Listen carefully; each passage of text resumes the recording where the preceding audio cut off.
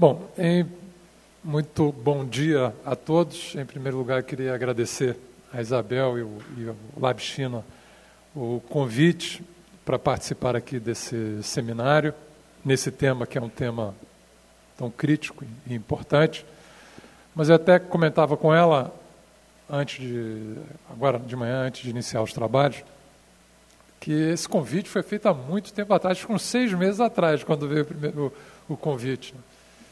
E pelas ironias do destino, as peças que o destino prega, acabou coincidindo com o último prazo para a entrega de um capítulo de um livro que eu preparei sobre o centenário da Revolução Russa, e no âmbito do centenário da Revolução Russa, a estruturação e a crise do sistema de ciência e tecnologia da União Soviética. E eu terminei esse capítulo de madrugada, né? Então, eu estou chegando aqui com a Rússia na cabeça, isso que eu ia dizer, mais do que a Rússia, a União Soviética. E vou fazer a ponte entre essa preparação do capítulo, e eu acho que tem uma ponte interessante a ser feita, com a discussão proposta aqui sobre ciência, tecnologia, inovação, upgrade tecnológico, Sistema Nacional de Inovação na China. Isso é importante porque, evidentemente, a União Soviética e a China foram as duas principais experiências socialistas do século XX. E a experiência soviética como precursora, ela serviu de inspiração, no primeiro momento, para a China, e no segundo momento, de referência para a China. Referência tanto positiva quanto negativa em relação a repensar os rumos do desenvolvimento da própria China. Então, o que eu quero resgatar é um pouco a referência que foi estabelecida pela União Soviética, a inspiração que foi dada pela União Soviética ao início da experiência chinesa, os limites revelados especificamente nessa área de ciência, tecnologia e inovação do modelo socialista soviético e a alteração de rumos em relação a esse modelo que foi implementado pela China e os seus resultados. Eu vou falar de maneira mais geral. Entendo que na apresentação do Cassiolato, inclusive, vai centrar mais numa apresentação detalhada da evolução do Sistema Nacional de Inovação da China. Mas deixa eu recuperar então aqui, quer dizer, a linha básica do capítulo que foi preparado e será publicado. Porque em relação à experiência soviética nesse terreno, normalmente nós temos uma visão algo ingênua e superficial de que a trajetória da União Soviética ela foi uma trajetória linear, né? Ou seja, havia um modelo de socialismo pré-concebido que depois do triunfo da Revolução ele foi sendo montado aos poucos até estruturar o modelo soviético de socialismo que depois serviu de referência no século XX, pelo menos em determinado momento, ele chegou a ser apresentado como referência única do socialismo. Quer dizer, tudo que se afastasse daquele modelo seria uma negação do socialismo. Mas isso não é verdade. Na verdade, se você recompuser a trajetória histórica e recuperar os debates na liderança do poder soviético, do Estado soviético, ao longo dessa trajetória, na verdade, duas vias alternativas de construção do socialismo se apresentavam para a liderança do poder soviético. E, na verdade, houve muito debate sobre essas duas vias, até que uma acabou predominando de determinada forma. E que vias eram essas? Elas podem ser... Eu estou aqui simplificando, é uma espécie de tipo ideal, mas eu vou usar referências da origem da Revolução. É uma via de capitalismo de Estado como transição ao socialismo, ou a via do comunismo de guerra, ou seja, de mobilização de guerra para enfrentar os desafios da sobrevivência do Estado, ou da Revolução Soviética, do poder soviético. A opção primeira, ao contrário do que possa parecer para o senso comum, a opção primeira, ou predominante, porque ela não era exclusiva, mas predominante do poder soviético, era pelo modelo do capitalismo de Estado. Há toda uma teorização sobre o capitalismo de Estado, sob o controle do poder soviético, que é desenvolvida por Lenin logo depois da Revolução. Inclusive, a ideia era de que, na expectativa ou na ausência de um triunfo socialista, ou de uma ruptura socialista, em países capitalistas mais avançados do que a Rússia à época, o que o poder soviético deveria estabelecer era uma transição gradual para o socialismo,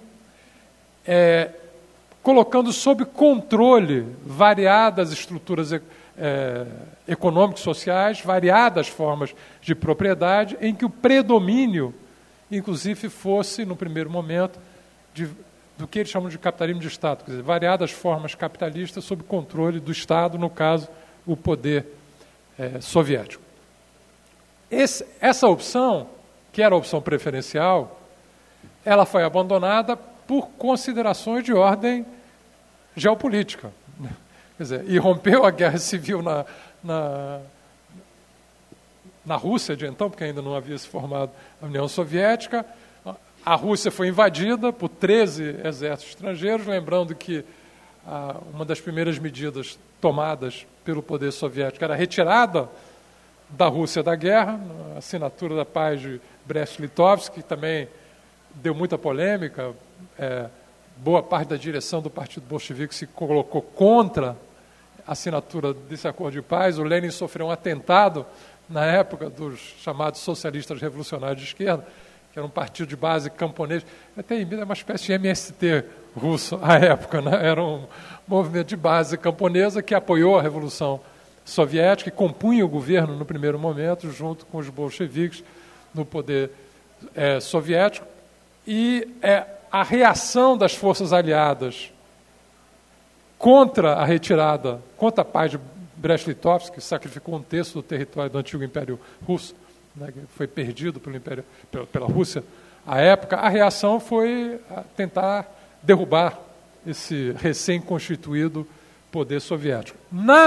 No contexto, então, geopolítico da Guerra Civil, a opção foi pelo modelo de comunismo de Estado. Então, vamos avançar aqui, estatizar ao máximo, assumir o controle das empresas. É uma economia de guerra, né? Vamos mobilizar centralizadamente a alocação de recursos, fazer um esforço de guerra, e esse foi o modelo que predominou nos anos iniciais da Revolução, por considerações geopolíticas. Fim da Guerra Civil, o debate se recoloca, e novamente duas vias se apresentam para o desenvolvimento da Rússia soviética e, a partir de 23, da União Soviética.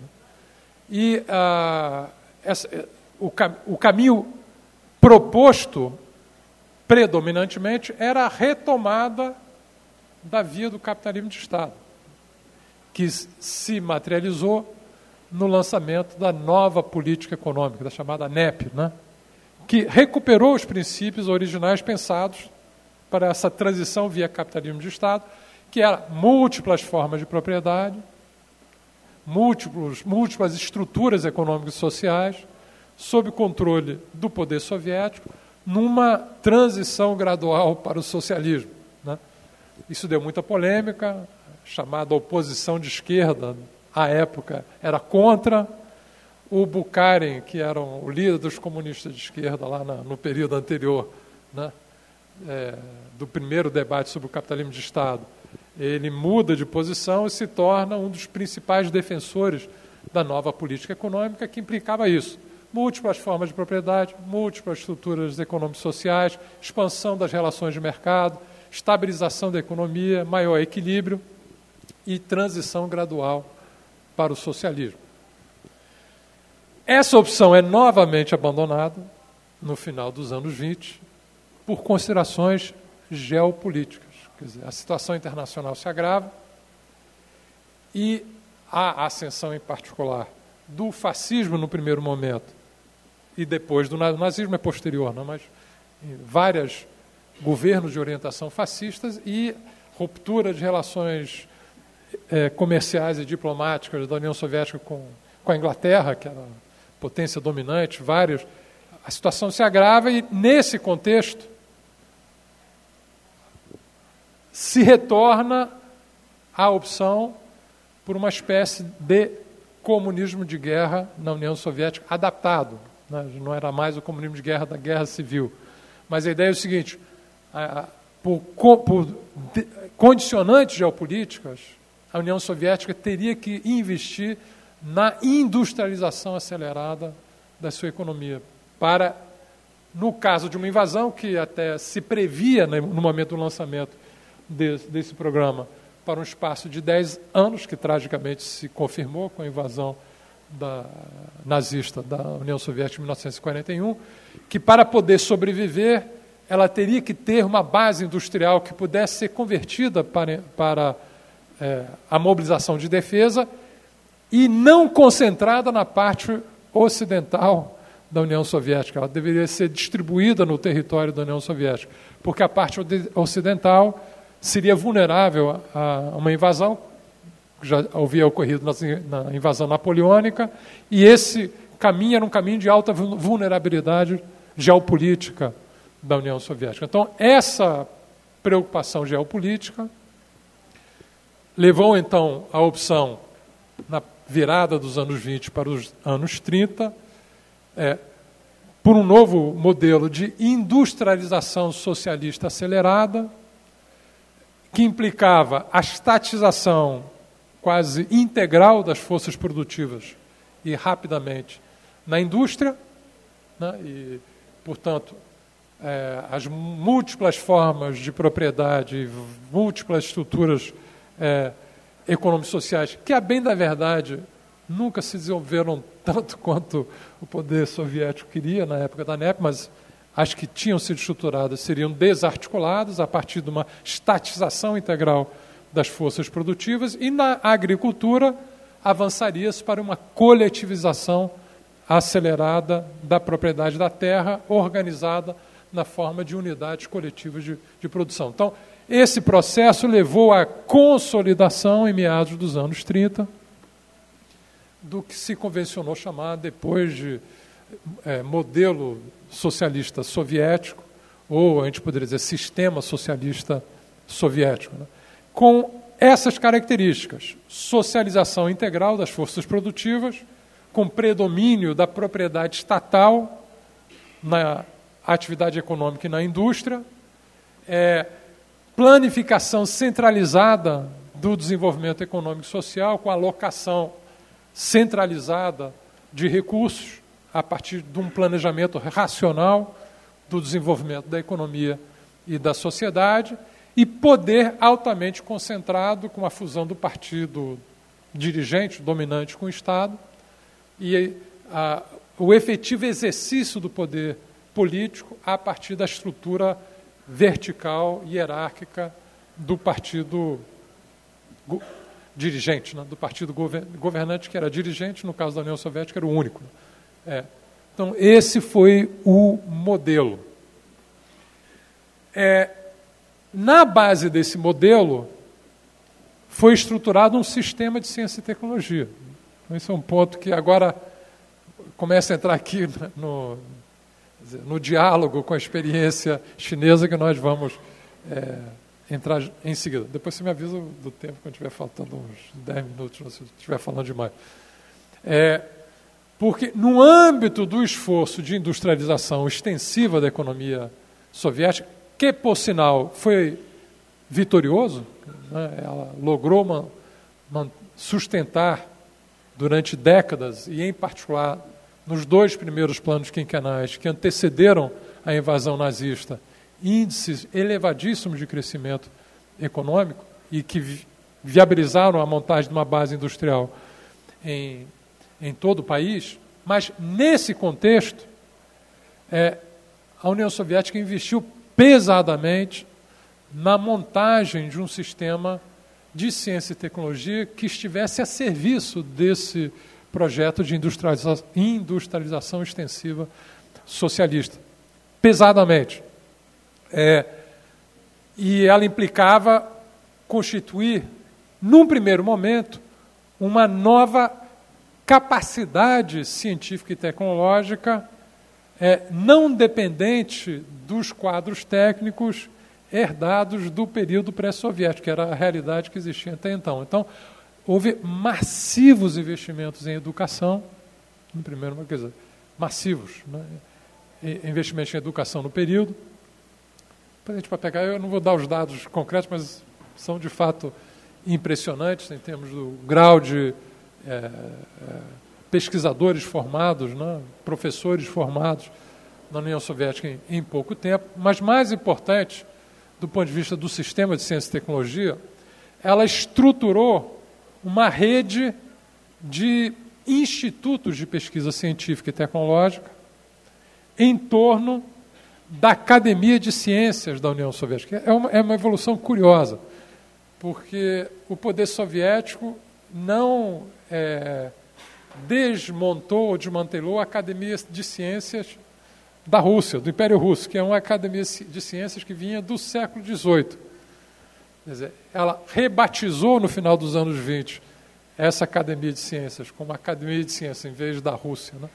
Academia de Ciências da União das Repúblicas Socialistas Soviéticas, da União Soviética, e em torno da Academia de Ciências foi estruturada uma rede de institutos de pesquisa, que se tornaram o locus básico da atividade de pesquisa científica e tecnológica da União Soviética. Mais do que universidade, isso é diferente, inclusive, de que outras experiências do que a nossa própria experiência no Brasil. Quer dizer, o locus principal da atividade científica e tecnológica eram os institutos articulados em torno da Academia de Ciências e não as universidades. E com pesados investimentos em pesquisa e desenvolvimento nesses institutos, sobretudo para atender às necessidades desse esforço acelerado de industrialização extensiva que a União Soviética passou a viver. Com isso é um ponto importante, quer dizer, esse sistema teve grandes êxitos e grandes realizações científicas, quer dizer, econômicas no primeiro momento, mas científicas e tecnológicas também. Era um sistema que não se relacionava diretamente com as empresas, nem com as empresas estatais, montadas com base na industrialização socialista. A sua relação com as empresas era intermediada pelos órgãos de planejamento e controle e mobilização de recursos centrais dos ministérios aos quais os institutos reportavam e dos órgãos de planejamento central. O principal que se fortaleceu nesse processo foi o famoso e conhecido Gosplan, né, que era o que centralizava todo o processo de planificação. Então, não havia interação direta dos institutos de pesquisa que centralizavam a atividade de pesquisa científica e tecnológica com as empresas. Essa relação era intermediada pelos ministérios e pelo Gosplan. E, em particular, pela imposição da urgência da defesa no contexto do cerco capitalista, em primeiro lugar a União Soviética, e depois ao campo socialista que ela constituiu e liderou no imediato pós-guerra, a aproximação mais próxima que havia de desenvolvimento científico e tecnológico com as empresas ela estava fortemente assentada em áreas que eram consideradas estratégicas e críticas para a defesa da União Soviética. Então, uma área em particular, onde isso se manifestou, quer dizer, na defesa, quer dizer, várias inovações tecnológicas na área de defesa foram decisivas para a vitória soviética contra a invasão nazista na Segunda Guerra Mundial. Várias. Depois eu tenho uma lista delas, eu não vou aqui agora ocupar, que vai ocupar muito tempo. Mas no contexto do início da Guerra Fria, isso se manifestou, sobretudo, na vantagem tecnológica adquirida no início da Guerra Fria na corrida espacial, sobretudo pela vantagem tecnológica adquirida pela União Soviética na área missilística, porque isso estava associado a uma nova estratégia de defesa adotada pela União Soviética de desenvolver capacidade, quer dizer, alcançar paridade estratégica com os Estados Unidos na Guerra Fria. Isso se assentava fortemente sobre sua capacidade de projetar artefatos nucleares para atingir o território norte-americano. Então, o desenvolvimento da missilística foi muito acelerado, o que deu na corrida espacial vantagem inicial à União Soviética. Isso aqui, hoje em dia, é difícil de... Ela foge do senso comum, mas se nós nos transportarmos para a situação de 50 ou 60 anos atrás, quer dizer, 50, 60 anos atrás, a União Soviética foi o primeiro país a lançar um satélite.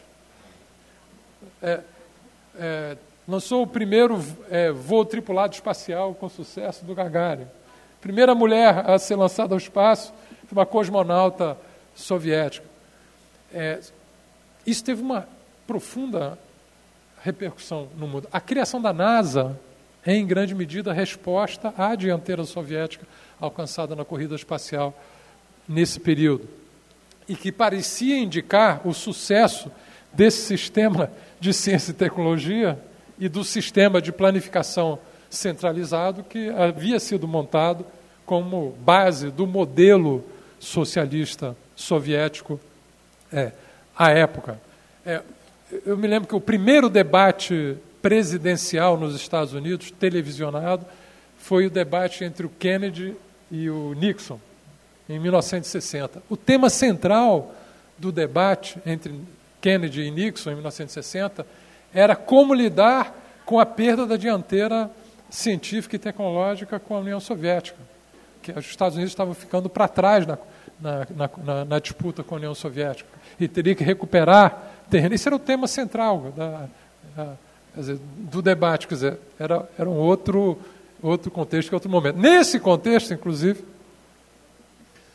só para lembrar, hoje pode parecer risível, não tanto se nós pensarmos na Evolução Chinesa, mas para a época, risível, quer dizer, o 22º Congresso, a partir desses feitos e dessas realizações, o 22º Congresso do Partido Comunista Soviético, em 1961, aprovou um novo programa.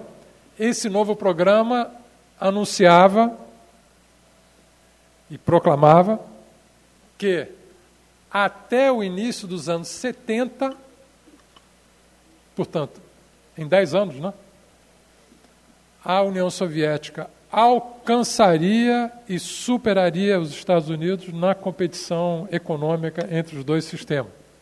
Então, foi fixado data, né? No início dos anos 70, a União Soviética alcançaria e superaria economicamente os Estados Unidos. Esse mesmo programa, hoje, pode ser considerado risível, mas anunciou que na década de 80, a União Soviética ingressaria no comunismo, na etapa na sua fase comunista. Era datado, né? Tinha uma meta datada para os anos 80. Quer dizer, hoje é risível, mas o que orientava esse triunfalismo, né? O que orientava esse triunfalismo era que, de fato, a União Soviética estava desenvolvendo mais rápido do que os países, ou parecia estar desenvolvendo, mais rápido que os Estados Unidos até então, mas já nos anos 50 o Japão vinha crescendo mais do que a União Soviética. Quer dizer, mas o discurso era que esse sistema de ciência e tecnologia montado, com fortes investimentos nos institutos que executavam a produção científica e tecnológica, associado, vou usar a linguagem da época, à superioridade econômica do socialismo em relação ao capitalismo, por permitir a alocação planificada de recursos e a planificação racional da alocação de fatores de produção e de recursos na economia, isso lhe permitiria disseminar rapidamente o progresso técnico na sua base econômica, promovendo, por sua vez, uma rápida difusão do desenvolvimento tecnológico na sua base produtiva. Essa que era, digamos assim, a lógica, né, que levava a esses vaticínios ou promessas, né, um tanto quanto triunfalistas e eu diria até irresponsáveis, porque marcavam data. Estamos dizendo que eu tenho 10 minutos. Então, deixa eu entrar aqui agora na ponte com a China. O fato, no entanto, é que esse sistema ele não promovia efetivamente um rápido progresso técnico na economia socialista. Por quê? Porque o objetivo fundamental do funcionamento das empresas na economia era cumprimento de metas estabelecidas no plano centralizado.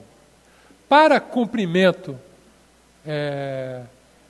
de metas, em primeiro lugar, interessava manter, do ponto de vista da empresa, as metas o mais baixas possíveis, porque os prêmios seriam distribuídos conforme atendimento das metas, em primeiro lugar.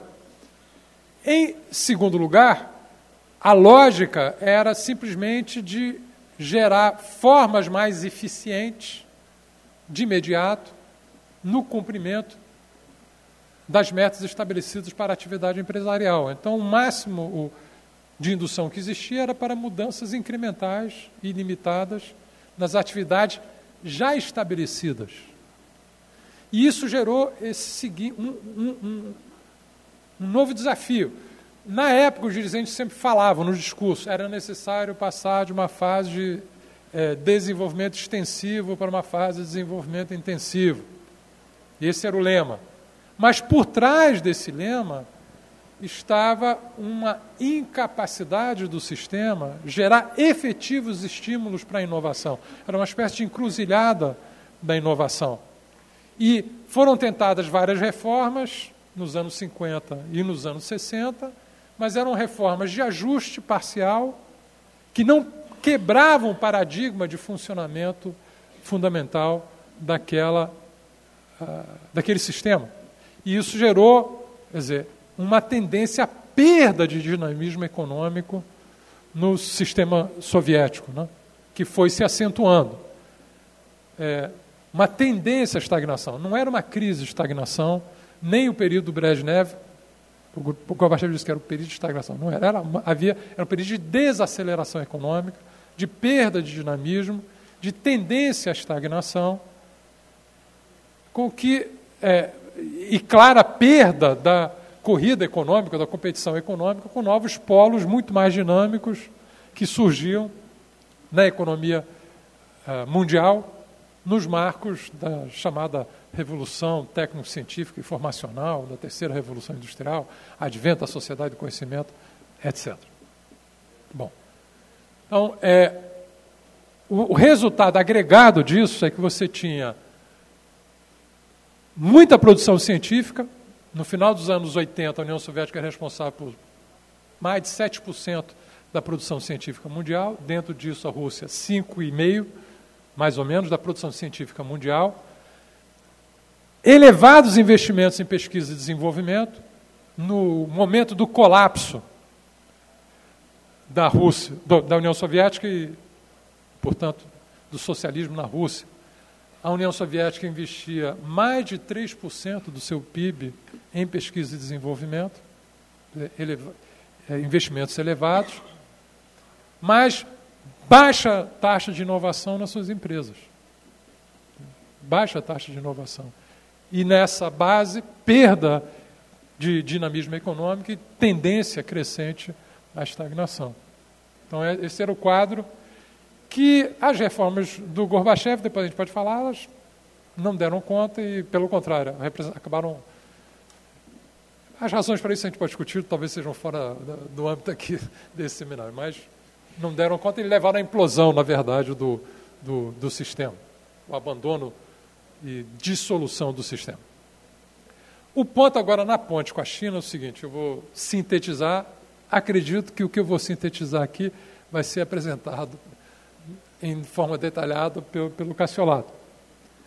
Porque a China, no mesmo momento em que a União Soviética revelava sinais mais evidentes de perda de dinamismo econômico, a China operou uma reorientação da sua política de desenvolvimento que inicialmente havia sido fortemente inspirada no modelo soviético, no primeiro momento, e com adaptações do modelo soviético, no segundo momento, com a experiência das comunas populares, mas na sequência de uma forte instabilidade e turbulência provocada pela Revolução Cultural, no final dos anos 70, a China lança o programa das 4 modernizações. O programa das 4 modernizações, se nós formos pensar do ponto de vista da inspiração da experiência soviética, é uma retomada da NEP. O que a China fez? Ela retomou o projeto da NEP dos anos 20, adaptando-a aos desafios do desenvolvimento chinês no final do século XX. Então, os elementos fundamentais foram os mesmos. Variadas estruturas de propriedade, né, a partir de diferentes ensaios, diferentes estruturas econômicas e sociais, combinadas e num sistema onde foi preservado o forte estruturas de planejamento e direção do Estado da economia. Quer dizer, é um modelo, grosso modo, é o modelo da NEP. É claro que o contexto geopolítico que permitiu essa opção na China era diferente da União Soviética nos anos 20. No caso da China, é o seguinte, a China aproveitou a margem de manobra que lhe foi conferida na Guerra Fria por ter rompido com o bloco soviético. Quer dizer, a China era um país socialista que não integrava o bloco soviético.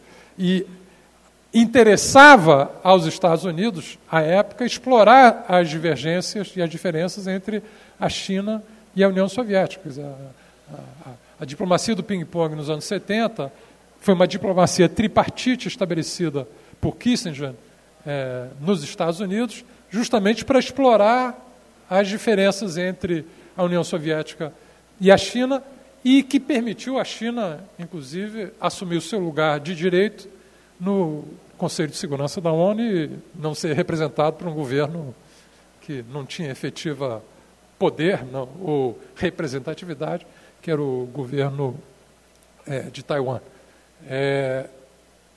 Então, nesse contexto, a China chegou a se aliar preferencialmente com os Estados Unidos contra a União Soviética. Na época, isso também é de outra época, mas nos anos 70, a política externa da China era conduzida pela chamada teoria dos 3 mundos. Né? O primeiro mundo era o mundo das superpotências, dos Estados Unidos e da União Soviética. E a teoria dos 3 mundos à época indicava que o social imperialismo soviético, para usar o termo da época, era o inimigo principal, né? E, portanto, se justificava uma aliança estratégica, uma aproximação com os Estados Unidos. Então, o contexto geopolítico era diferente, mas, efetivamente, esse modelo ele gerou resultados impressionantes. Né? Quer dizer, impressionante. E esse modelo, com o tempo, se desdobrou para a montagem de um sistema de ciência, tecnologia e inovação na China, que se estruturou de forma diferente também. Eu acho que o Cassolato vai entrar certamente na apresentação de detalhes desse sistema. Mas ele implicou o deslocamento do grosso das atividades de pesquisa e desenvolvimento dos institutos de ciência e tecnologia articulados pela Academia Chinesa de Ciências, né? Academia de Ciências da China, e pelas universidades, para as empresas. Essa é uma primeira evolução. Segunda evolução, ao longo do seu desenvolvimento, ela se deslocou para a opção, sobretudo na fase mais recente, de promoção de inovação endógena e com o objetivo explícito de reduzir a sua dependência da importação de inovação externa, né? De importação de progresso, quer dizer, de promoção do progresso técnico, promoção do desenvolvimento tecnológico e não de importação de progresso técnico ou de pacote tecnológico. Terceira característica, quer dizer, as atividades de inovação foram expandidas, né, para um conjunto amplo de inovação empresarial, não só das empresas estatais. E, por fim, a atividade empresarial foi orientada para o objetivo da inovação como carro-chefe e não simplesmente o objetivo de obtenção de vantagens de custo imediatas, né? Então, esse é o desenho geral tomado, o rumo geral tomado pelo Sistema Nacional de Inovação na China. Na sua base,